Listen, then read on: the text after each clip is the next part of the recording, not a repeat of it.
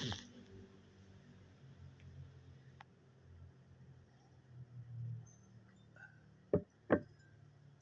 morning, good day, church day, Lord day. I am Brother Cesar Capistrano. Muli na naman pong mag-share sa inyo ng Word of God. Ang ating pong topic sa araw na ito, nagpapahina sa loob o kalooban ng isang tao. Ano ba ito? Sa Biblia, ating pong aalamin yan. Meron tayo isang talata sa araw na ito. Bago ko po basahin ang talata, tayo po ay manalangin muna. Diyos Ama, nasa langit, makapangyarihan sa lahat, sambahin ang ngalan mo. Diyos Ama, maraming salamat po sa gabay, biyaya na pinagkakaloob sa amin sa bawat isa sa amin. Di po kami magsasawang magpasalamat, Diyos Ama. Sa muli na naman pong pagdilat ng aming mga mata ay napakalaking biyaya po ito para sa amin. Magagampanan na naman po namin ang aming tungkulin para sa aming sarili, pamilya, trabaho. Patawad po Diyos Ama kung kami po ay nagkukulang sa inyo. Diyos Ama, kaawaan niyo po kami, Diyos Ama. Papasukin niyo po sa amin ng iyong presensya upang sa ganun po ay lubos namin maunawaan, maintindihan po yung banal, yung salita na banal at makapangyarihan po Diyos Ama. Sa ngalan ng Panginoon Jesus, Amen. Brother and sister, magandang araw na naman po ng linggo. Ating topic, nagpapahina sa loob o kalooban ng isang tao. Ano ba ito sa Biblia? Akin na pong babasahin ay nasa Kawikaan chapter 12 verse 25 to 26. Verse 25. Nagpapahina sa loob ng isang tao ang kabalisahan. Ngunit ang magandang balita may dulot na kasiglahan. 26. Ang landas ng matuwid ay palayo sa kasamaan. Ngunit ang daan ng masama ay tungo sa pagkaligaw. Amen, brother and sister. Napakaganda po ng ating nabasa mula sa Biblia. Sa nilalaman po ng talata,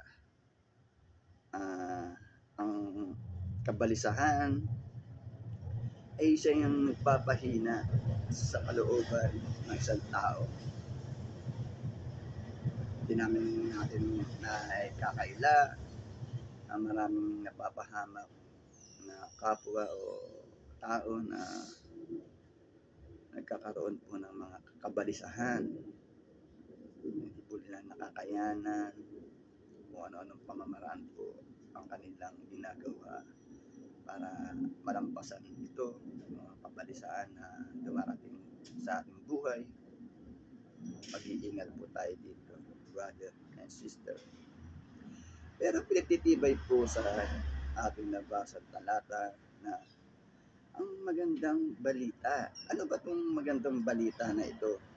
Ito po yung magandang balita, ang mga nakasaad o naisalin sa Biblia na kautusan ng ating Diyos amang nasa langit, aral ng ating Panginoong Hesukristo.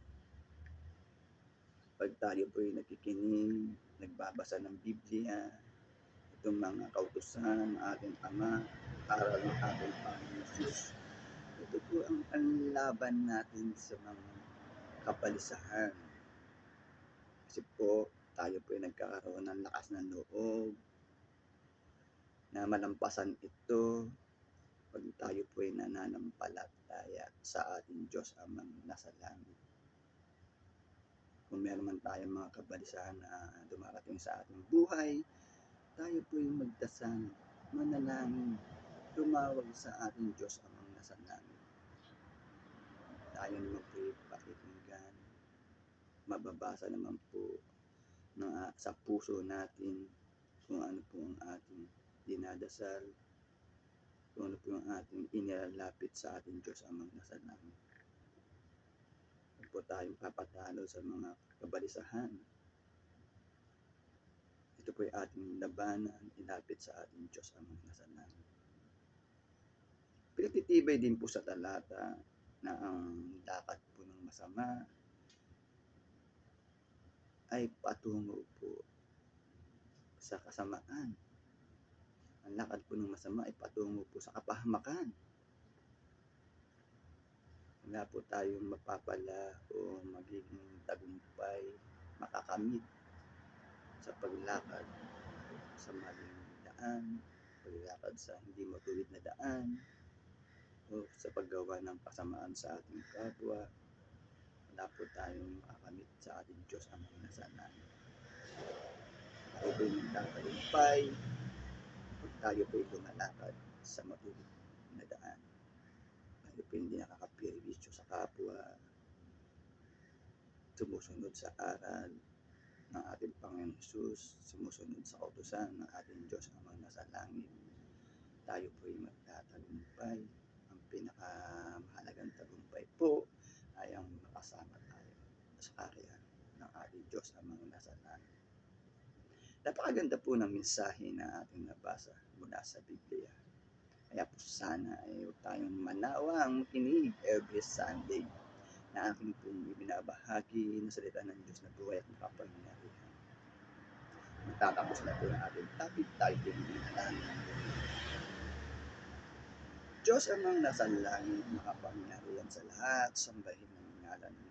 Diyos Ama, maraming salamat po ang pagpakinggan ng mga sa na buhay at makapangyarihan na nagbibigay lakas po sa aming katawan at spiritual. Diyos Ama, maraming salamat po. Ang pangalan ng Panginoong Jesus. Amen. Brother and sister, maraming salamat po sa walang sawang pakikinig. Lagi po tayong mag-iingat at magdadasal. God bless to all.